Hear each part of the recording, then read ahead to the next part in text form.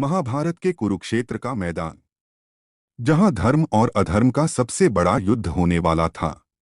इसी युद्ध से पहले घटा एक ऐसा अद्भुत प्रसंग जिसने अर्जुन को उनके गर्व का वास्तविक मूल्य समझाया। एक ओर थे धनुष बाण पर गर्व करने वाले अर्जुन, दूसरी ओर प्रभु श्री राम के अनन्य भक्त हनुमान, और बीच में स्वयं योगेश्वर श्री कृष्ण। आज हम आपको सुनाने जा रहे हैं वह दिव्य संवाद जहां अर्जुन, हनुमान जी और श्री कृष्ण तीनों एक साथ हुए और प्रकट हुआ सबसे बड़ा सत्य।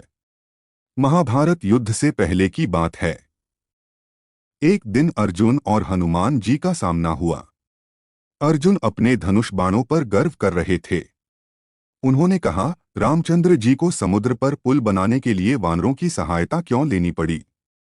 यदि मैं वहां होता तो अपने बाणों से इतना मजबूत पुल बना देता कि पूरी वानर सेना उस पर चलकर समुद्र पार कर जाती। हनुमान जी ने यह सुना और मुस्कुराए।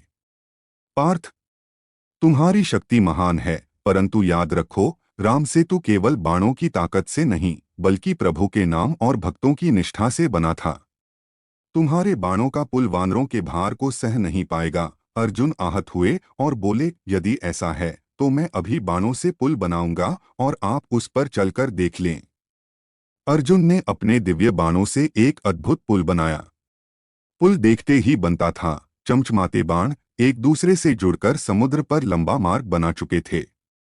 हनुमान जी ने अपना विराट रूप धारण किया और जैसे ही पुल पर कदम रखा, पुल कांपने लगा और कुछ ही क्षण में टूटकर समुद्र में बिखर गया। अर्जुन का चेहरा पीला पड़ गया। उनकी आत्मा में ग्लानि भर गई। वे लज्जित होकर बोले, मैंने अपने धनुष पर गर्व करके भूल की मेरी शक्ति कुछ भी नहीं है। उसी समय भगवान श्री कृष्ण वहां प्रकट हुए। उनके होठों पर रहस्यमयी मुस्कान थी। अरे अर्जुन, अहंकार के वश में आकर तुमने प्रभु श्री राम की लीलाओं की तुलना अपने से कर ली। और हनुमान, तुमने भी अर्जुन के गर्व को तोड़ने के लिए कठोरता दिखाई। फिर श्री कृष्ण ने दोनों की ओर देखा और बोले, राम और कृष्ण में कोई भेद नहीं है। मैं वही राम हूं और वही कृष्ण हूं। हनुमान, जिस राम की सेवा में तुम रहे वही अब कृष्ण रूप में तुम्हारे सामने खड़ा है। हनुमान जी भावुक हो उठे। उनके नेत्रों से अश्रुधारा बहने लगी। प्रभु, आप ही मेरे राम हैं और आप ही कृष्ण हैं। रामावतार में मैंने आपको दीन, मर्यादा में बंधे, करुणामय रूप में देखा, परंतु इस अवतार में आप चंचल, लीलामय और हंसमुख दिखते हैं।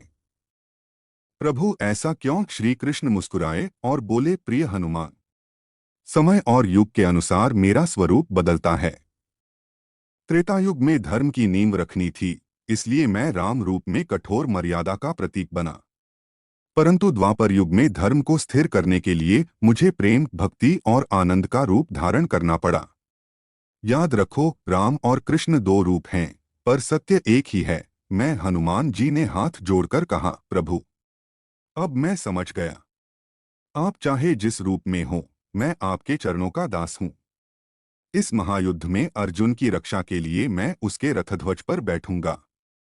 जब तक यह युद्ध समाप्त न हो जाए, मैं कपिध्वज के रूप में अर्जुन के साथ रहूंगा। श्री कृष्ण ने प्रसन्न होकर कहा, हे पवन पुत्र, तुम्हारी उपस्थिति से अर्जुन का रथ अभेद्य हो जाएगा। शत्रु का कोई अस्त्र उसे छू भी नहीं पाएगा। युद्ध के दिनों में जब जब अर्जुन का मन डगमगाता, उसके रथ से अदृश्य गर्जना सुनाई देती। वह गर्जना हनुमान जी की थी, जो अर्जुन को याद दिलाती, डरो मत, तुम्हारे रथ पर स्वयं हनुमान विराजमान है और सारथी स्वयं श्री कृष्ण हैं। तुम्हें कोई पराजित नहीं कर सकता। यह दिव्य प्रसंग हमें सिखाता है, शक्ति का घमंड हमें पतन की ओर ले जाता है। सच्चा बल केवल भक्ति और नम्रता से आता है। और सबसे बड़ा सत्य यह है कि चाहे राम हो या कृष्ण, परमात्मा एक ही है।